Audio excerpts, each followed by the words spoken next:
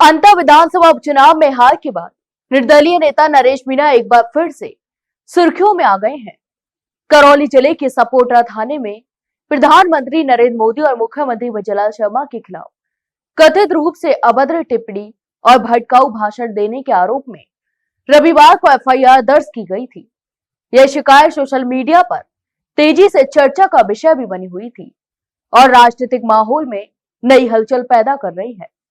यहां तक कि नरेश मीणा ने एफआईआर को पूरी तरह निरादर बताया है और दावा किया है कि जिस व्यक्ति के नाम से रिपोर्ट दर्ज कराई गई उसने खुद सोशल मीडिया पर बयान जारी किया है कि उसने कोई शिकायत नहीं की।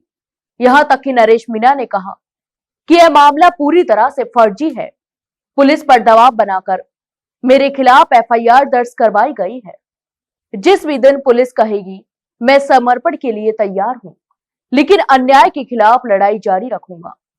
नरेश मीणा ने मंगलवार को टोंक के नगरपोट थाना क्षेत्र में एसडीएम को थप्पड़ मारने के मामले में जमानत की शर्त के तहत अपनी उपस्थिति देने पहुंचे थे।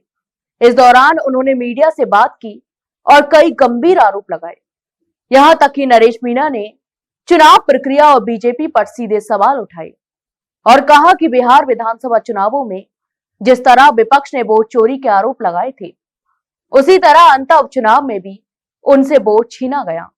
उन्होंने आरोप लगाया कि चुनाव में बीजेपी के बड़े नेताओं और संगठन ने पूरा हस्तक्षेप किया। यहां तक कि लोकसभा अध्यक्ष ओम बिरला का नाम लेते हुए मीणा बोले कि 90% बीजेपी प्रमोद जैन भाया के साथ खड़ी थी। धनबल का खुलेआम इस्तेमाल किया गया है। यहां तक कि चांदी की पाजेब भी बांटी गई। चुनाव आयोग की मिलीभगत भी साफ दिखी। ये दुर्भाग्यपूर्ण है। राजस्थान में तीसरे मोर्चे की संभावनाओं पर पूछे गए सवाल का जवाब देते हुए नरेश मीणा ने कहा कि राज्य भर में उन्हें तीसरे विकल्प के लिए अच्छा समर्थन मिल रहा है।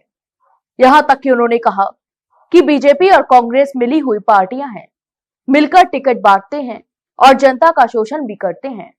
लोग अब इन्हें पहचान चुकी है। मैं जनता को संगठित कर तीसरा मोर्चा तैयार कर रहा हूं।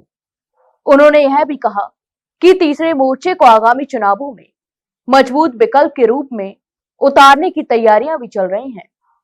अपनी पार्टी बनाने के सवाल पर नरेश मीणा ने कहा कि मैं इस पर अभी तक कुछ कहना जल्दबाजी होगा, लेकिन सही समय आने पर बड़ा ऐलान किया जाएगा। यहां तक कि नरेश मीणा ने लोकसभा अध्यक्ष ओम बिरला पर गंभीर आरोप लगाते हुए कहा कि उन्होंने गौशाला के नाम पर हजारों बीघा जमीन भी हड़प ली है। इतना ही नहीं, किसानों के लिए करोड़ों रुपए की परियोजनाओं को बाधित करने का भी आरोप उन्होंने लगाया। और नरेश मीणा बोले कि अब जनता सब समझ चुकी है। जल्द ही सभी इन पार्टियों के खिलाफ एकजुट होंगे।